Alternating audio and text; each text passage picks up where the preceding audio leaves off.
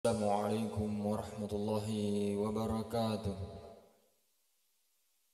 Alhamdulillahi rabbil alamin. Wassalatu wassalamu ala habibina Muhammadin wa ala alihi wa sahbihi ajma'in. Amma ba'du fa ya ibadallah usikum wa iyaya bitaqwallah wa ta'atihi la'allakum tuflihun. Jamaah subuh yang dimuliakan oleh Allah Subhanahu wa taala. Alhamdulillah, tak henti-hentinya kita bersyukur kepada Allah Subhanahu wa taala. Hari ini kita sudah memasuki hari ke-22. Mudah-mudahan amal kita diterima oleh Allah Subhanahu wa taala dengan keikhlasan yang kita lakukan, karena pada hakikatnya seluruh ibadah kita ini وَمَا أُمِرُوا إِلَّا لِيَعْبُدُوا اللَّهَ مُخْلِصِينَ لَهُ الدِّينَ وَمَا أُمِرُوا إِلَّا لِيَعْبُدُوا اللَّهَ, dalam menyembah kepada Allah Subhanahu wa taala. Apakah membaca Al-Qur'an, apakah salat, apakah puasa, dan seluruh aktivitas kita yaitu hendaknya dijalankan dengan mukhlis. Lalu apakah yang mukhlis ini?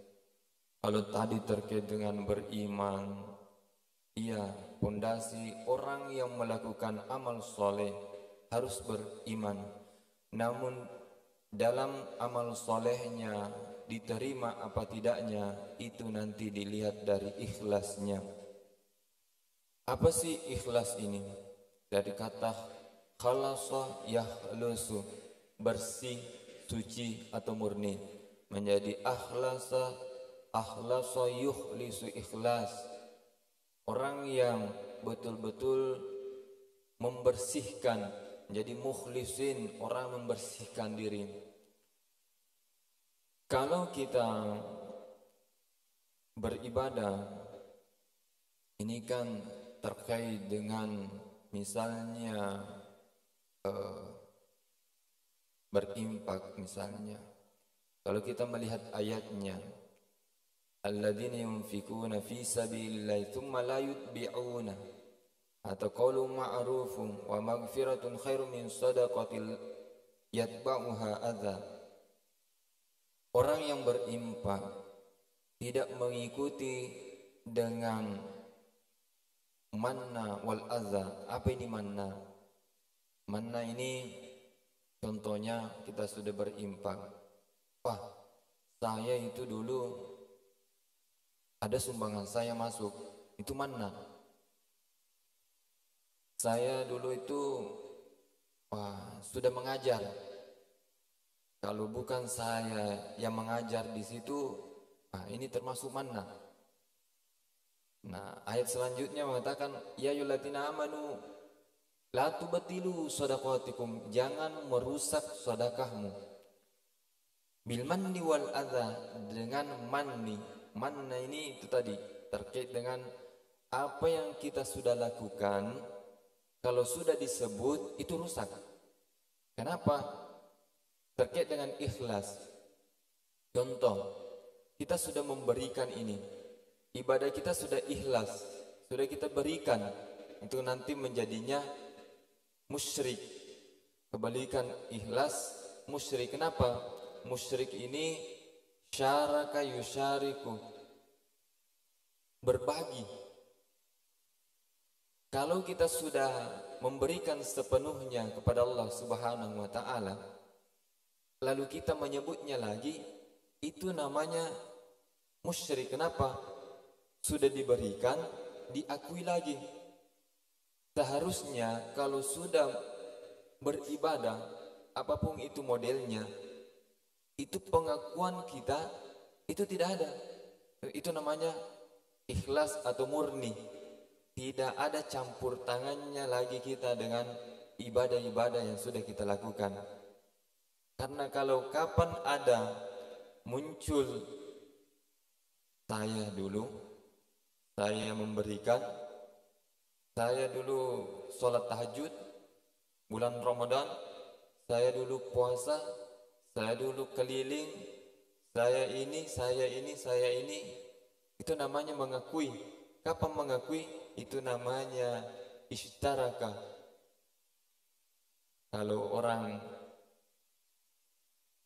berkongsi atau istilahnya berteman, oh, itu teman saya dulu. Nah, itu namanya ishtaraka. Jadi kapan kita ada pengakuan dalam hal apa yang kita lakukan, ibadah kita, maka itu namanya mengakui. Dan kalau sudah muncul pengakuan, itu namanya sudah berbagi. Kalau sudah berbagi, itu tidak ikhlas. Nah, itu bahasa sederhananya. Jadi kapan muncul saya,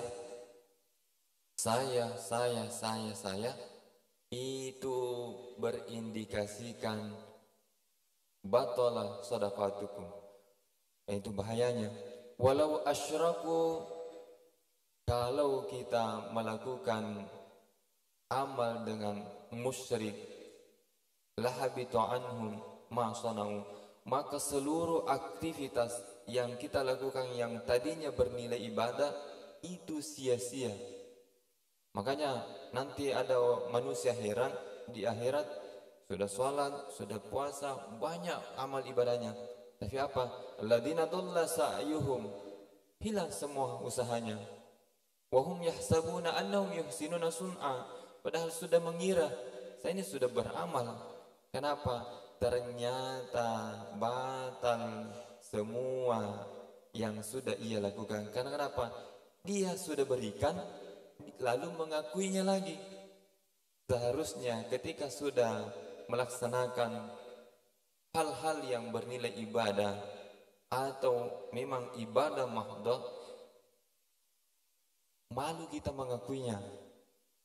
Masa kita sudah memberikan kepada Allah Subhanahu wa taala, lalu saya dulu begini, saya dulu begini. Makanya niat ini penting.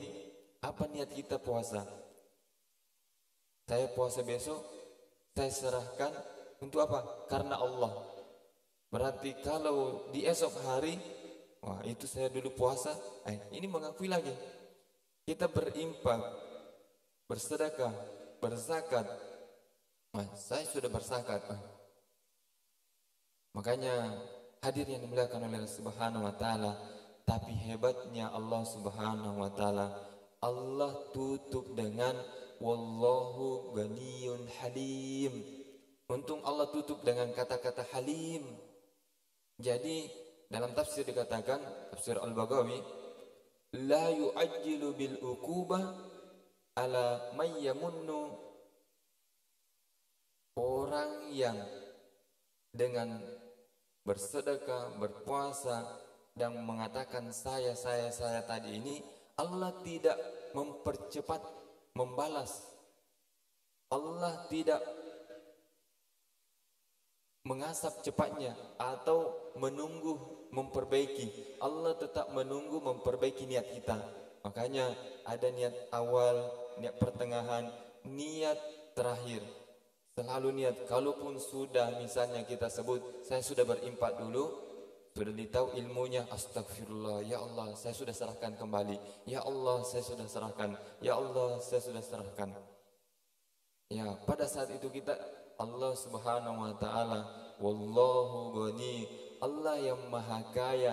Siapa sih yang memberikan kekuatan untuk bersedekah? Allah. Siapa sih yang memberikan kekuatan untuk sholat? Allah. Lalu kemana kita mau mengakuinya? Saya.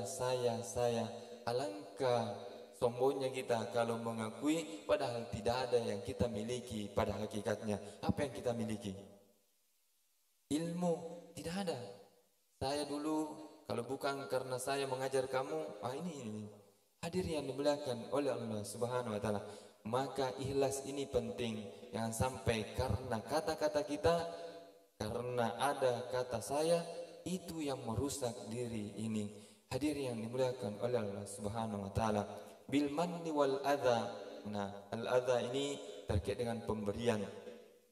Jadi menjadi sakit hatilah orang yang diberikan. Kalaupun misalnya kita sudah memberikan sedekah, lalu dikatakan kalau bukan saya dulu ya kasih kamu harta, kamu tidak seperti begini, maka apa yang terjadi dalam hati seorang yang menerima pemberian ini? Waduh, ya. Hadirin yang dimuliakan oleh Allah Subhanahu wa taala. Oleh karena itu, mudah-mudahan Allah Subhanahu wa taala mengampuni ucapan kita ini, mengampuni pikiran-pikiran kita ini, karena jangan sampai karena sedikit saja kata-kata saya ini tidak terlalu besar, tidak terlalu panjang. Kata saya saja ini yang bisa merusak seluruh usaha kita, padahal kita sudah capek-capek, sudah ya begadang, sudah betul-betul menghabiskan waktu untuk mengeluarkan harta kita. Nah ternyata satu kata yang merusak semuanya. Alangkah ruginya kita. Hadirin yang dimuliakan oleh Allah Subhanahu wa taala. Oleh karena itu mari kita banyak-banyak istighfar, banyak-banyak minta ampun kepada Allah Subhanahu wa taala, banyak-banyak bertobat kepada Allah Subhanahu wa taala. Mudah-mudahan Allah Subhanahu wa taala memberikan ampunannya kepada kita dan memperbaiki kita. Allah tutup di ayat la tubatilu shadaqatikum bil manni wal adha, ayat terakhir, wallahu la yahdil qaumal kafirin. Allah tidak akan memberi petunjuk kepada orang kafir. Artinya kalau kita melihat makna dasarnya kafir adalah menutup diri, tidak mensyukur nikmat. Jadi seakan-akan begini, kamu sudah dikasih ini harta untuk berinfak, tapi kenapa kamu mengingkari lagi? Kenapa? Seakan-akan merasa memiliki, padahal asyukru al-ilm bil amal, mensyukuri ilmu itu dengan mengamalkan. Ini kita punya ilmu, diamalkan, alhamdulillah. Wasyukrul amal ziyadatul ilm, dan mensyukuri amal itu dengan menambahkannya diri kita ilmu. Jadi seakan-akan kalau kita sudah beramal, tetap niat untuk memiliki ilmu. Untuk apa? Agar senantiasa itu menjadi bentuk kesyukuran kita karena adanya amal kita. Hadirin yang dimuliakan oleh Allah Subhanahu wa taala. Demikian, mohon maaf bila ada kata-kata yang menyinggung, tapi ini demi untuk kita semua bagaimana menjadi hamba-hamba mukhlisin. Kata ulama kita, kum mukhlisin takum mukhlasin. Jadilah orang-orang yang berusaha untuk memurnikan amal ibadah kita. Nanti Allah betul-betul pilih kita seperti orang-orang mukhlasin. Apa itu? Illa ibadaka minhumul mukhlasin. Hanya orang-orang mukhlasin yang tidak digoda oleh syaitan atau iblis. Mudah-mudahan kita masuk di dalamnya. Hadirin yang dimuliakan oleh Allah Subhanahu wa taala. Wabillahi taufik wassa'adah. Assalamualaikum warahmatullahi wabarakatuh.